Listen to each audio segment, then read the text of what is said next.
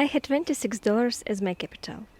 Not as a joke, not as a metaphor, $26. And I was doing what most people do in their situation. Scrolling through finance content, watching guys in nice apartments talk about index funds and compound interest. And I felt one thing.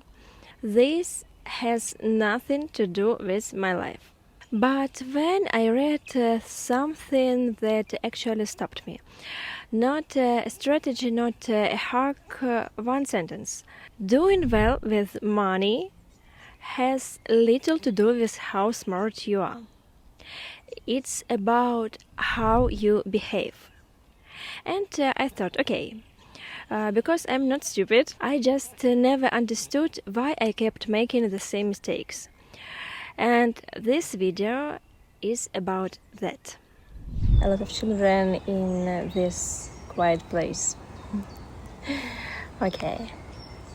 You're not bad with money. You just new. Here's something that generally made me feel better. The whole concept of personal finance, savings, retirement accounts, building wealth, it's shockingly new. For most of human history, people worked until they died. There was no retirement, no 401k, no investment portfolio. These concepts didn't exist for our grandparents the way they exist now. So, when you feel lost, when you feel like everyone gets it except you, you're not broken. You're just one of the first generations that actually has to figure this out. That hit me hard because I grew up in a family where money was never discussed. It was stress, it was silence, we didn't talk about that. And if that's your story too, this channel is for you. Your past is running your decisions. Here's something most finance advice completely ignores. Your willingness to take risks with money, it has almost nothing to do with logic. It has everything to do with what you've lived through. A lot of people again. If you grew up with instability, you hurt. If you grew up watching people lose everything, you avoid investments entirely. If you grew up watching things work out, you take risks easily. Two people can read the exact same books, learn the exact same principles, and make completely opposite decisions. And both of them will feel like they are right. For me, I grew up watching money disappear.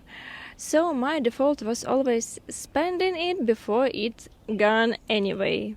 Understanding that pattern didn't fix everything, but it was the first time I stopped blaming myself for it.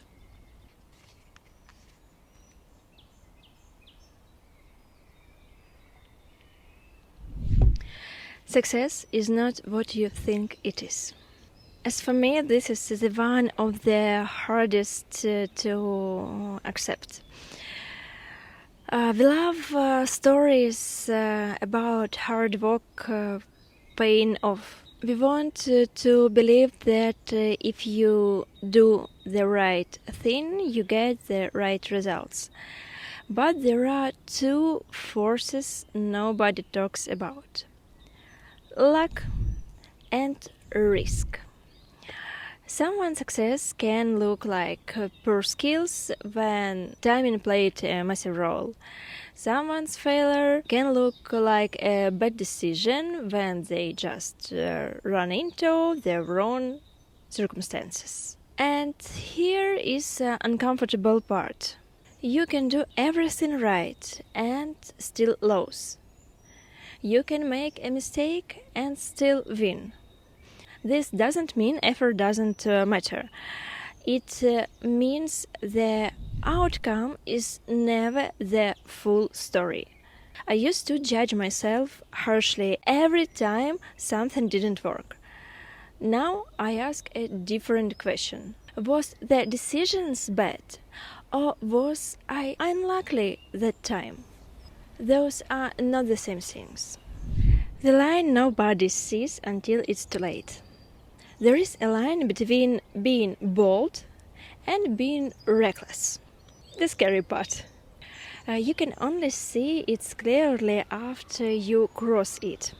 The same decision made at a different time, in different circumstances, can be genius or disaster. This is why judging others for their financial mistakes is almost always wrong, and why judging yourself the same way is just as unfair. After sitting with all of this, something actually changed in how I move.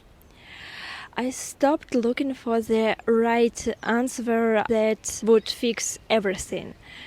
I started asking, what behavior got me here, and what behavior do I want instead?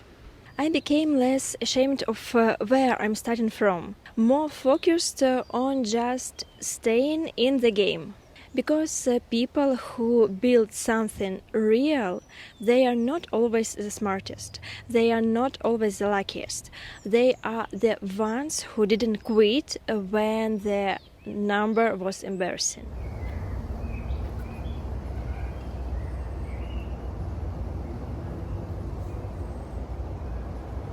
I am at $56 now. I know, not impressive. But I'm documenting this from the beginning because I think there are a lot of people starting from the same place, and the most of the content out there isn't made for us. So if you're starting from zero or close to it, subscribe, because this is where I'm starting too. And I'll show you everything: the wins, the mistakes, a slow progress, no filter.